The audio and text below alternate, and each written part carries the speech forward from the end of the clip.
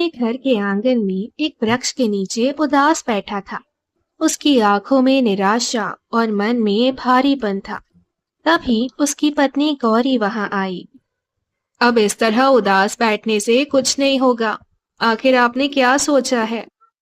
इस संसार ने मेरे साथ बहुत बड़ी ठगी की है गौरी। किसी ने मेरा साथ नहीं दिया। अब मैं इस संसार को दिखाऊंगा कि असली ठगी किसे कहते हैं। अब तक इस संसार ने केवल ठगों को देखा है, लेकिन अभी तक किसी ने ठगों के राजा को नहीं देखा। अब देखेंगे। अब देखो मैं क्या करता हूं। बातें करने से कुछ नहीं होता अर्जुन। ऐसा करके दिखाइए, तभी मानूंगी कि आप में बुद्धि है। गौरी की बात सुनकर अर्जुन उठ खड़ा हुआ। हाँ गौरी, लाओ। शादी की रात जो मैंने तुम्हें सोने का मंगलसूत्र पहनाया था ना, लाओ वो मुझे दो। लाओ। मंगलसूत्र? वो क्यों मांग रहे हो? अरे सवाल मत करो गौरी, बस ये मंगलसूत्र मुझे दो। यही मंगलसूत्र हमें वहां पहुंचाएगा जहां तक तुम सोच भी नहीं सकती। लाओ। गौरी कुछ नहीं बोली और अपना मंगलसूत्र उतार कर अर्जुन को दे दिया। अर्जुन की आंखों में अब योजना की चमक थी। अर्जुन सीधे सुनार की दुकान पहुंचा। सेठ जी, ये रहा मेरी पत्नी का मंगलसूत्र। इसको बेचना है। आप बताइए क्या भाव लगेगा इसका। आहा, पत्नी का मंगलसूत्र। ए भैया, बहुत कम लोग अपनी पत्नी का मंगलसूत्र बेचते हैं। हाँ, क्या चक्कर है। अर्जुन ने कोई उत्तर नहीं दिया। सुनार ने मंगलसूत्र देखा और उसे अच्छी कीमत दे दी। अर्जुन ने वो धन लिया और दुकान से बाहर निकल गया। अर्जुन अपने गांव के पास के दूसरे गांव में एक प्रसिद्ध गांव पहुंचा। वहां बिन्नू हलवाई नाम का मशहूर मिठाई वाला था। राम राम। क्यों, क्या तुम्हारा ही नाम बिन्नू हलवाई है? हाँ हाँ भाई, मेरा ही नाम है बिन्नू हलवाई। जो खाए मेरी मिठाई बोले वाह वाह क्या चीज बनाई। भैया, मैं हूँ बिन्नू हलवाई और मेरी मिठाई जाती है महल तक। अच्छा, क्या तुमने मेरी दुकान पर ये लिखा हुआ नहीं देखा क्या? दुकान पर तो देखा है, पर महल में तुम्हारी मिठाई कभी नहीं देखी। हैं? क्यों भैया, कौन हो तुम? इस गांव के तो नहीं लगते हैं। बिल्कुल सही पहचाना। मेरा नाम है अर्जुन और मैं राजा विक्रम के महल में रहता हूँ। वहां के खाने पीने का इंतजाम सब मैं ही देखता हूँ। हाँ। अरे ऐसा। अरे भैया, तो तुम राजमहल से आए हो, ये पहले क्यों नहीं बताया? थोड़ा पास आओ। देखो भैया, मैं क्या कह रिया हूँ। सच सच कहूँ तो मैं तो लोगों से झूठ बोल देता हूँ कि महाराज को मेरी मिठाई पसंद है, ताकि दुकान चलती रहे। देखो, अब तुम आ गए हो तो बस मेरी झूठी प्रशंसा कर देना। लोगों को यकीन हो जाएगा और मेरा नाम और भी बढ़ेगा।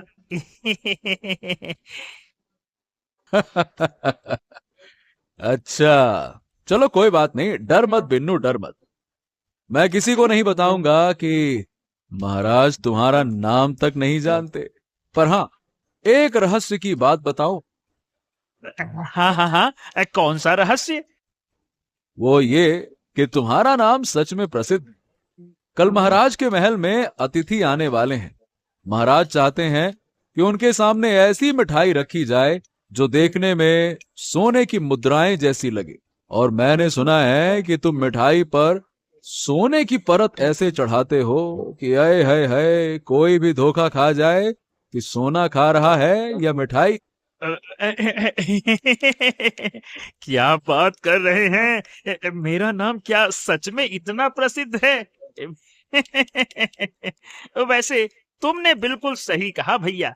मैं मिठाई पर ऐसा परत चढ़ाता हूँ, ऐसी वर्क लगाता हूँ कि देखने वाला समझ ही नहीं पाता ये सोना है या मिठाई। हाँ, तो ये बताओ, क्या तुम ऐसी मिठाई बना सकते हो जो बिल्कुल सोने की मुद्राओं जैसी दिखे? हाँ हाँ, क्यों नहीं। मैं ऐसे पेड़े बनाऊंगा जो छोटे छोटे सिक्कों जैसे होंगे। उन पर सोने का वर्क चढ़ाऊंगा। देखने वाला आंखों से धोखा खा जाएगा। हाँ तो ठीक है, 500 सोने की मुद्राएं शाम तक तैयार कर देना, ठीक है? हाँ, 500 सोने की मुद्राएं। हाँ हाँ, मेरा मतलब है 500 सोने के वर्ग लगे पेड़े। अर्जुन मुस्कुराया। उसने सारा धन बिन्नू हलवाई को दे दिया। हलवाई खुशी से झूम उठा। अर्जुन वहां से निकल गया। अर्जुन अब एक मटकी बेचने वाली दुकान पर पहुंचा। उसकी आंखों में कोई नई योजना थी। हाँ भाई, क्यों? तुम्हारे पास कोई पुराना, गंदा और प्राचीन मटका है क्या? भैया, लोग तो साफ सुथरे मटके मांगते हैं और तुम पुराना गंदा मटका मांग रहे हो, क्यों भाई? देखो, मुझे एक विशेष काम के लिए चाहिए। अगर है तो बताओ, मैं मनचाही कीमत दूंगा। है ना, मेरे पास एक ऐसा मटका है जिसे देखकर लगता है कि जैसे अभी अभी जमीन से खोद कर निकाला गया है। हाँ हाँ, बस बस बस, यही तो चाहिए, लेकर आओ। दुकानदार ने मटका दिया। अर्जुन ने उम्मीद से अधिक धन चुकाया। दुकानदार खुश हो गया। शाम ढल चुकी थी। बिन्नू हलवाई अर्जुन का इंतजार कर रहा था। तभी अर्जुन वहां पहुंचा। आहा, आइए सरकार, आइए। मैं तो आप ही का इंतजार कर रहा था। ये देखिए, ये रहे 500 पेड़े जिन पर सोने का वर्क चढ़ा है। देखिए, बिल्कुल सोने की मुद्राओं जैसे दिखते हैं, है ना? हाँ वाकई तुमने कमाल कर दिया। देखने वालों की आंखें धोखा खा जाएं। चलो, अब एक काम करो, ये सारे के सारे पेड़े इस मटकी के अंदर रख दो। हैं? मटकी के अंदर? वो भी इतने सुंदर पेड़े? ऐसा क्यों सरकार? देखो, राजमहल का सफर लंबा है। अगर रास्ते में डाकू मिल गए और उन्हें लगे कि ये सोने के सिक्के हैं, तो वो तो मुझे मार देंगे ना। पुराने मटके को देखेंगे तो कोई शक नहीं करेगा कि इसके अंदर क्या है। हलवाई ने सिर हिलाया और धीरे धीरे सभी सोने के वर्क लगे पेड़े उस पुराने मटके में रख दिए।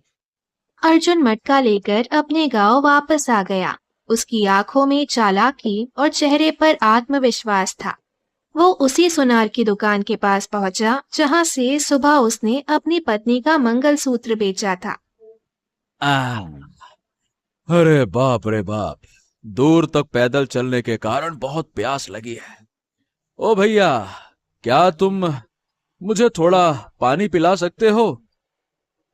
भैया, वो सामने मटका रखा है, पानी पीने के लिए ही तो है। जितना मन चाहे उतना पी लो। तभी दुकानदार की नजर उसके मटके पर पड़ी। मटका पुराना था, पर अंदर से हल्की सुनहरी झलक आ रही थी।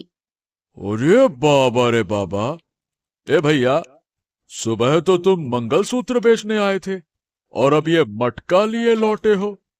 ये तो बड़ा ही प्राचीन मटका लगता है और इसके अंदर तो सोने के सिक्के हैं। बताओ भैया अर्जुन, ये मटका तुम्हें कहां से मिला? हाँ, ऐसा है सेठ जी, अपने काम से काम रखिए ना। दुकानदार अर्जुन की बात सुनकर क्रोधित हो उठा। उसने कुर्सी से उठते हुए अर्जुन की ओर देखा। देखो अर्जुन, मैं तुम्हें बहुत अच्छे से जानता हूँ और तुम मुझे। ये दुकान दिख रही है, ये दुकान भले मेरी है, पर सारा धन इस साहूकार का लगा हुआ है। साहूकार मेरी हर बात मानता है। हाँ हाँ ठीक है, मानता होगा, लेकिन कहना क्या चाहते हो? मुद्दे की बात कहो ना। अरे मुद्दे की बात यही है भैया कि तुम्हारे इस मटके को देखकर साफ लगता है कि ये तुम्हें जमीन में कहीं गड़ा हुआ मिला है ना, है ना? हाँ हाँ हाँ हाँ, ठीक है ठीक है। देखो, मैं सच बताता हूँ। बात यह है कि मैं अपनी पत्नी का मंगलसूत्र चुरा कर लाया था। सोचा था उसे बेचकर जुआ खेलूंगा और फिर मंगलसूत्र वापस जीत लूंगा। लेकिन मैं तो सब कुछ हार गया। आत्महत्या करने के इरादे से जंगल गया, जहां मुझे ये मटका मिला जो कि सोने के सिक्कों से भरा हुआ था। और देखो, ये बात तुम किसी से मत कहना। मैं बिल्कुल नहीं कहूंगा। लेकिन भैया, बदले में सोने के सिक्के तुम मुझे भी दे दो ना यार। तुम्हारा दिमाग खराब है क्या? नहीं तो इससे अच्छा तो ये होगा कि सबको जाकर बता दो। पर मैं तुम्हें ये सारे सिक्के कभी नहीं दूंगा। अच्छा, ठीक है, इतना गुस्सा काहे हो रहे हो? चलो, सौदा करते हैं। देखो, ये पूरा का पूरा मटका तुम मुझे दे दो और बदले में मेरी दुकान के सारे सोने के आभूषण ले जाओ। मटके में जितना सोना है वो मेरी दुकान के आभूषणों से दुगनी कीमत से भी ज्यादा का है। सोच लो, मैं इसकी आधी कीमत दे रहा हूं। ऐसा तो ठीक है। चलो, अब तुम इतना बोल रहे हो और तुम्हारा इतना मन है तो सौदा मंजूर है। ठीक। दुकानदार ने अपनी दुकान के सारे सोने के गहनों को एक पोटली में भरकर अर्जुन को दे दिए। अर्जुन ने मटका दुकानदार को सौंपा और पोटली लेकर घर की ओर चल पड़ा। अर्जुन ने जैसे ही घर में प्रवेश किया, उसकी पत्नी गौरी ने उसे देखा। अर्जुन के हाथ में भारी सोने की पोटली थी। ये सब कहाँ से लाए हो? तो गौरी ये ठगों के राजा की पहली चाल थी और देखो कितनी सफल रही। लेकिन हाँ, ये तो बस शुरुआत है गौरी। अब हमें बहुत कुछ करना है। अर्जुन, जिस दुकानदार को तुमने ठगा है वो साहूकार का आदमी है। आज नहीं तो कल साहूकार को सब पता चल जाएगा। वो गांव वालों को लेकर हमारे घर तक आएगा। हमें हमें यहाँ से निकलना होगा, नहीं तो वो राजा विक्रम तक शिकायत कर देगा। यही तो मैं चाहता हूं गौरी। और अब वक्त आ गया है इस खेल को और बड़ा बनाने का। उस रात जब पूरा गांव नींद में था, अर्जुन और गौरी अपने सारे गहनों के साथ गांव से भाग निकले। सुबह दुकानदार सोने वाला मटका साहूकार के पास ले गया और सामने रख दिया। अरे, इसमें तो सोने के सिक्के हैं। इतने ढेर सारे सिक्के तुझे कहाँ से मिले? क्यों रे? अरे मालिक, सुबह ये मटका अर्जुन से कुछ दाम में खरीद लिए मैंने। उसने कहा जंगल में मिला है ये मटका। मैंने उसके बदले अपने सारे सोने के आभूषण दे दिए। सौदा अच्छा रहा ना? साहूकार ने मटके से एक सिक्का उठाया, कसकर दबाया, पेड़ा टूट गया, भीतर मिठाई निकली। हैं? ये क्या?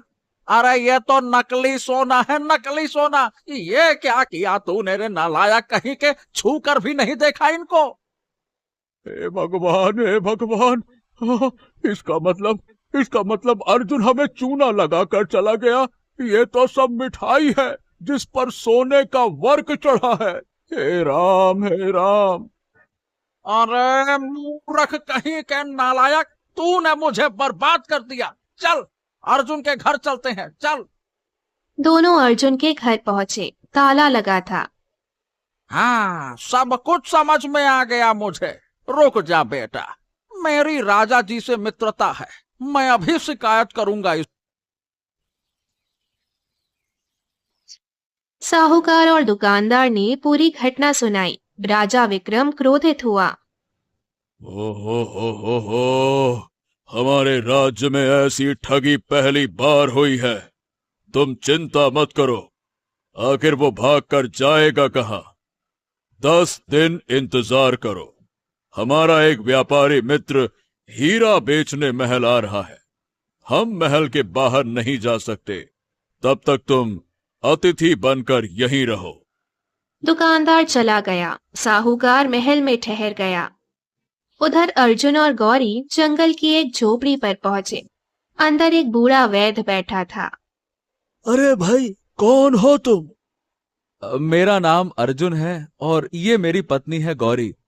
हम दोनों बेरोजगार हैं, काम की तलाश में एक राज्य से दूसरे राज्य भटकते रहते हैं। रात हो गई है, आपकी झोपड़ी देखी तो यहाँ चले आए। हाँ, तुम बिल्कुल सही जगह रुके हो। राज्य की ओर जाने वाला सुरक्षित रास्ता यही है। दूर देश से व्यापारी रात में यही ठहरते हैं।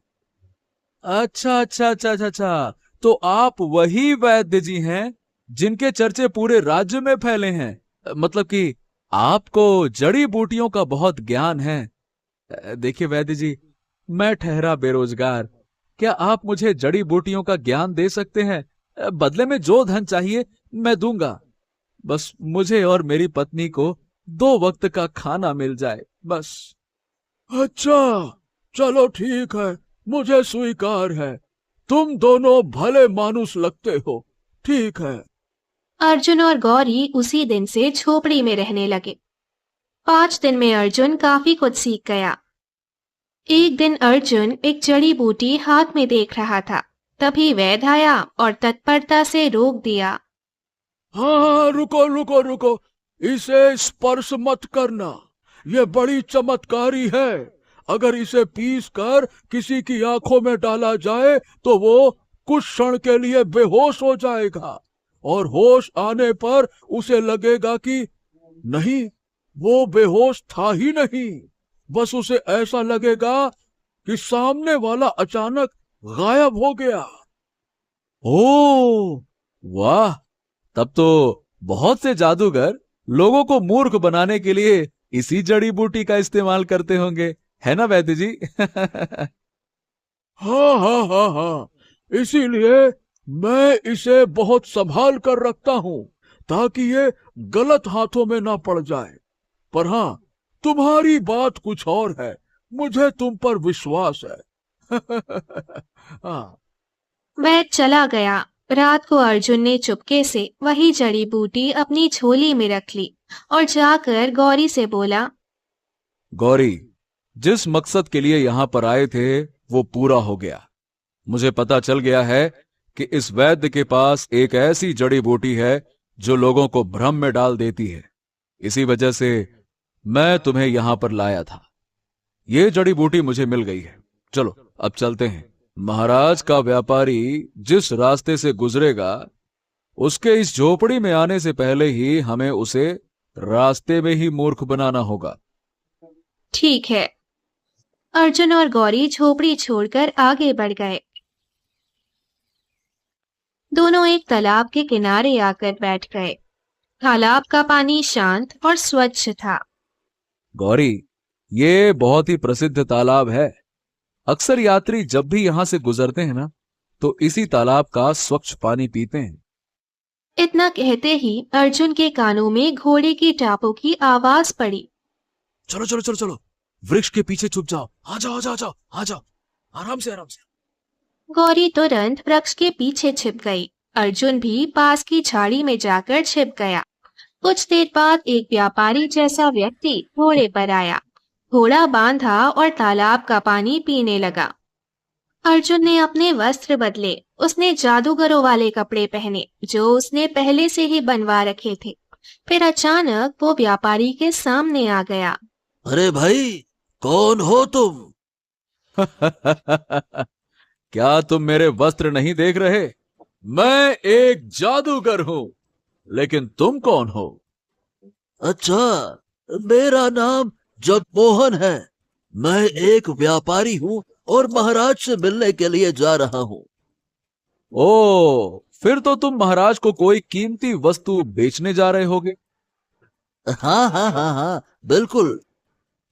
और क्या मैं पूछ सकता हूं कि वो कीमती वस्तु क्या है? क्या तुम मुझे मूर्ख समझते हो क्या? मैं कैसे मान लूं कि तुम जादूगर हो? हो सकता है कि तुम कोई लुटेरे हो। अगर मैंने राज खोल दिया तो तुम मुझे लूट लोगे, नहीं तो। चलो तुम्हारी मर्जी, पर यह भी तो हो सकता है कि तुम्हारे पास जो कीमती वस्तु है मैं अपने जादू से उसका दूसरा रूप बना दूं। मतलब अगर तुम्हारे पास कोई हीरा है तो मैं अपने जादू से वैसा ही एक और हीरा प्रकट कर सकता हूं। बस हाँ, शर्त यह है कि हीरा मेरी आंखों के सामने होना चाहिए। लालची व्यापारी जगमोहन सोच में पड़ गया। उसके मन में लालच पड़ गया। आहा, अगर ये सच में इस जैसे हीरे 2-3 बना दे फिर तो मैं अमीर हो जाऊंगा। हाँ हाँ हाँ हाँ, देखो, ये रहा वो हीरा, यही है जो मैं महाराज को देने के लिए जा रहा था, ये देखो। व्यापारी ने जेब से चमकता हुआ हीरा निकाला। अर्जुन ने मुस्कुराकर वो जड़ी बूटी निकाली जो उसने पहले पीस कर रखी थी और व्यापारी की आंखों में डाल दी। व्यापारी बेहोश होकर गिर पड़ा।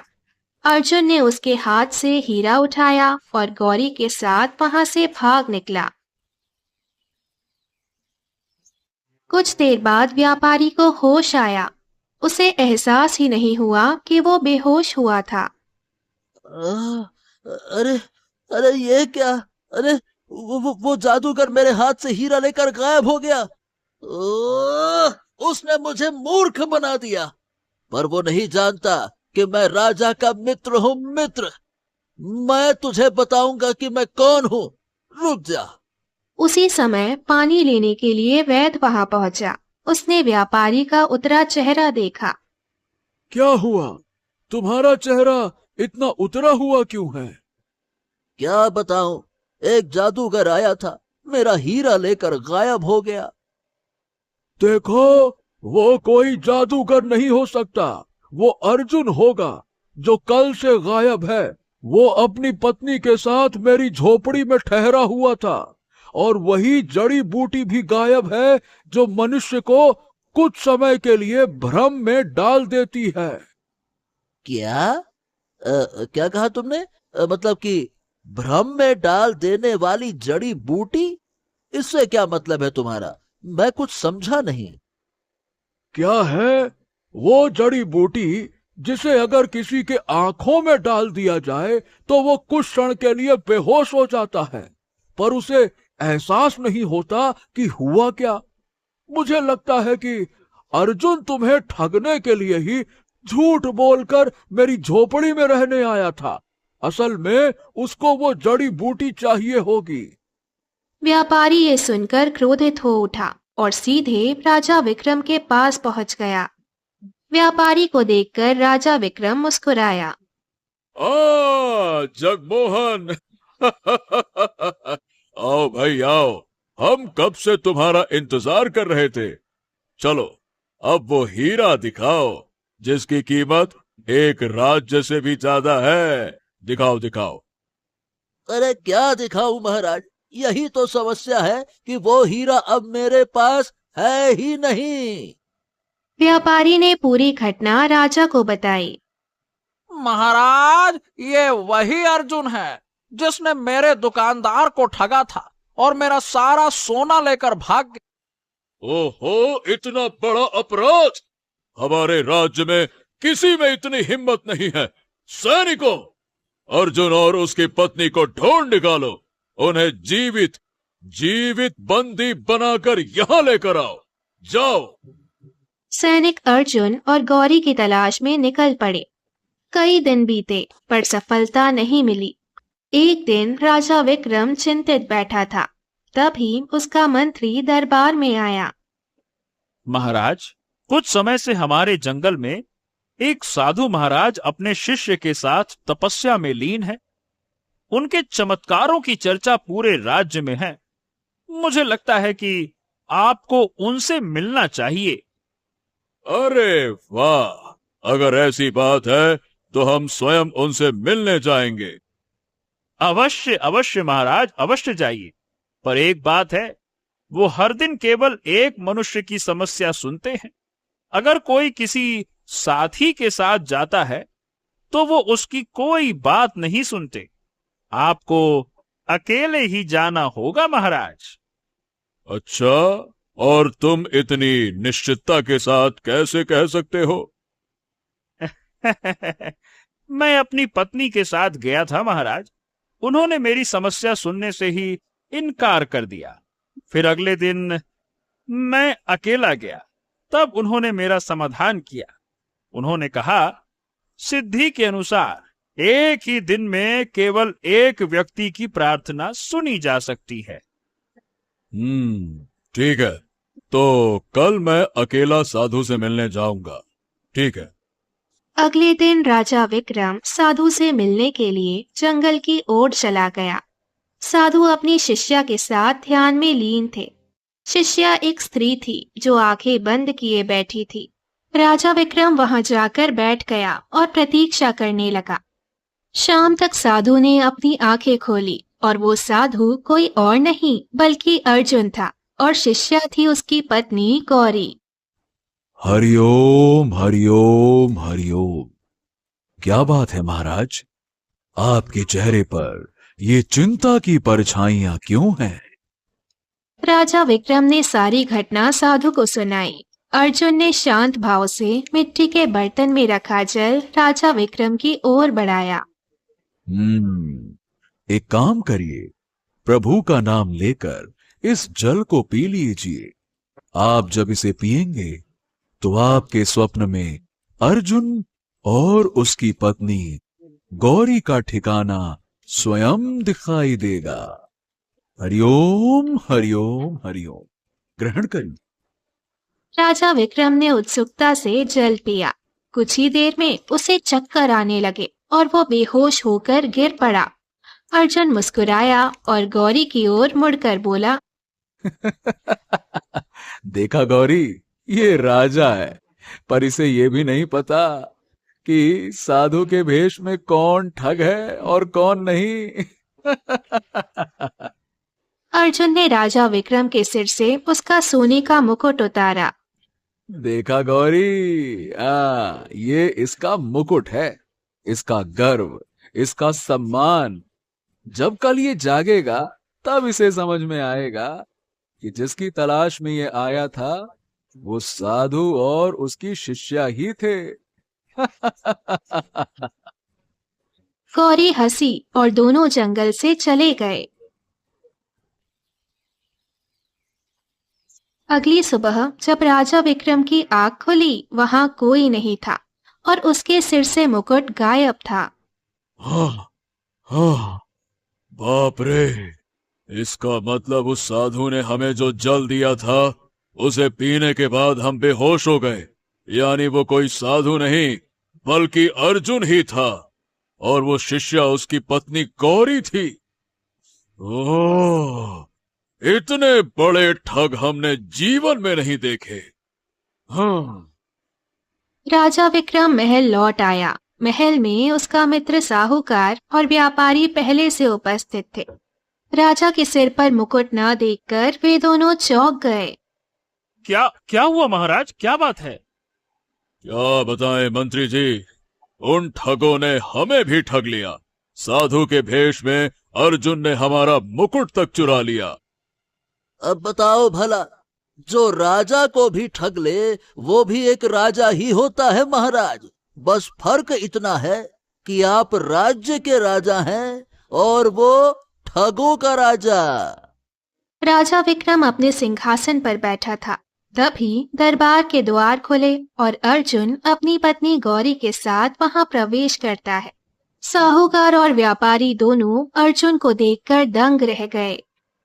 महाराज महाराज महाराज, यही है वो अर्जुन जिसने हमको ठगा था, जिसने आपको ठगा, जिसने इस व्यापारी को ठगा। हाँ, यही है जिसने मेरा हीरा लूटा, यही है वो।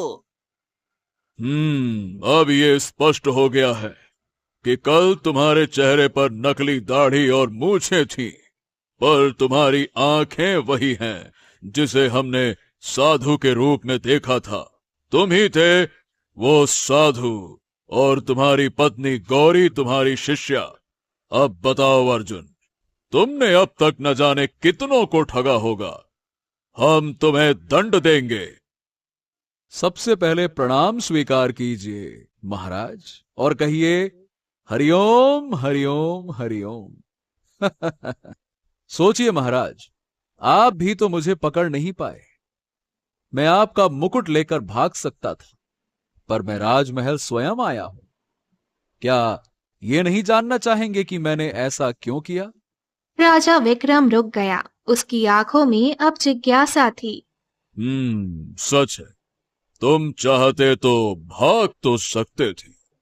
बताओ, फिर अपनी पत्नी के साथ राजमहल में क्यों लौटे, जबकि जानते थे कि तुम्हें दंड मिलेगा?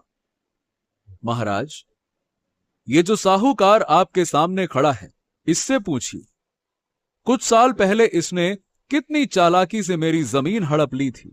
राजा विक्रम ने साहूकार की ओर देखा। महाराज, महाराज, यह झूठ बोल रहा है। इसके पिता ने मुझसे कर्ज लिया था। कर्ज ना चुका पाने पर उसने अपनी जमीन मेरे नाम कर दी थी। नहीं महाराज, नहीं, ये झूठ बोल रहा है। ये साफ साफ झूठ बोल रहा है। सच तो यह है महाराज कि मेरे पिता के निधन के बाद इसने नकली कागज बनाकर उन पर जाली हस्ताक्षर किए और मुझसे कहा कि मेरे पिता ने उससे कर्ज लिया था और कर्ज ना चुका पाने के कारण इसने मेरी जमीन हथिया ली। मैं न्याय के लिए दर दर भटका, मुखिया के पास गया, पर किसी ने मेरी बात नहीं सुनी। मुझे पता था कि यह आपका मित्र है और आप इसके मित्र हैं, इसीलिए मैं यहां तक नहीं आया। फिर मैंने ठाना कि इस दुनिया को दिखाऊंगा, जब एक साधारण व्यक्ति अपराध की दुनिया में कदम रखता है तो वो भी तहलका मचा सकता है, तहलका। राजा विक्रम ने गहराई से अर्जुन को देखा। ठीक है अर्जुन, हमने मान लिया कि तुमने साहूकार से बदला लिया, और मेरे व्यापारी मित्र को क्यों ठगा और मेरा मुकुट क्यों उतारा? क्योंकि महाराज, मैं केवल आपको सच्चाई दिखाना चाहता था।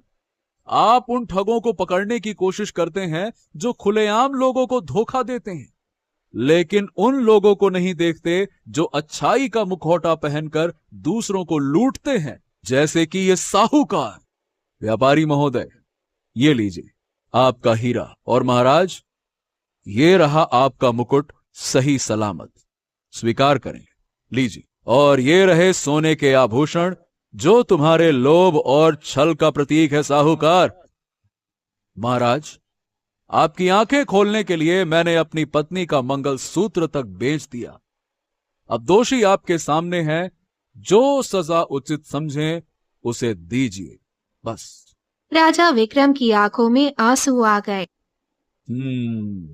अर्जुन, तुमने गलत रास्ता अपनाया, पर तुम्हारा इरादा नेक था।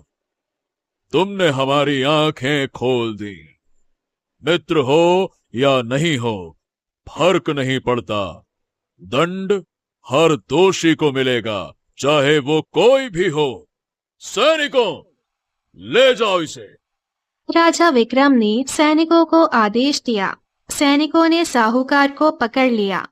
राजा विक्रम बाहर सारा धन अर्जुन को देते हुए बोले, अर्जुन, ये लो, ये धन तुम्हारे लिए है। आज से अपनी नई जिंदगी की शुरुआत करो। जाओ, तुम बहुत अच्छे इंसान हो। अर्जुन मुस्कुराया, धन लिया और गौरी के साथ अपने गांव लौट आया। अब उसके चेहरे पर लालच नहीं था, केवल संतोष और आत्मसम्मान की चमक थी।